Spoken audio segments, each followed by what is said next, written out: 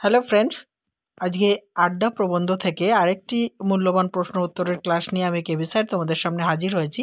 এর আগের প্রশ্ন উত্তরের ক্লাস দেখার জন্য আমার চ্যানেলকে সাবস্ক্রাইব করে নিয়ে আমার চ্যানেলের প্লেলিস্ট থেকে দেখতে থাকো। 100% কমন পাবে আমার এই প্রশ্ন উত্তরের ক্লাসগুলি থেকে।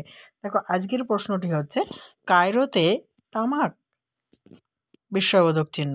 বক্তা কখন এই বিস্ময় প্রকাশ করেছেন? কায়রোর তামাক সাজার বর্ণনা দাও। ভেরি ইম্পর্টেন্ট কোয়েশ্চেন এটি।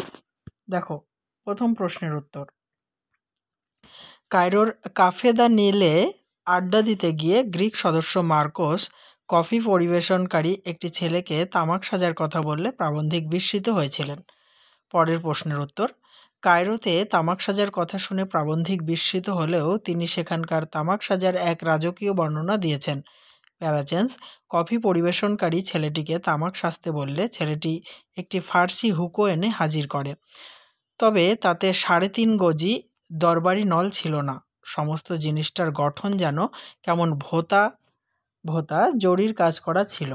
প্রাবন্ধিকদের ফার্সি হুকো, দেখো একটা সিঙ্গেল কোটে আছে, নাজুক ও মোলায়েম ধরনের হলেও সেটি ছিল একটু গ্রাম্য প্রকৃতির, তবে তার ছিলিমটা দেখে প্রাবন্ধিকের পছন্দ হয়েছিল,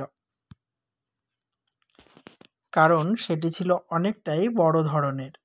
এক পো পরিমাণ তামাক সহজেই তার মধ্যে স্থান করে নিতে পারত। সঙ্গে একটি তাওয়াও ছিল। আগুনের ক্ষেত্রে অবশ্য প্রাবন্ধিক ধিকি ধিকি গোলাপি গরম প্রত্যাশা করেননি, কারণ তিনি কাবুলেও দেখেছিলেন টিকে বানানোর সময় গোপন রহস্য সেখানকার রসিকরাও জানতেন না। তবে সবচেয়ে আকর্ষণীয় বিষয় ছিল এই তামাকের সুগন্ধ, যা দীর্ঘ 14 বছর পরেও প্রাবন্ধিকের নাকে লেগেছিল। তাহলে এই প্রশ্ন উত্তরের ক্লাসটি সমাপ্ত করলাম। নেক্সট গুরুত্বপূর্ণ ভিডিও দেখার জন্য আমার চ্যানেলের প্লেলিস্ট ফলো করতে থাকো।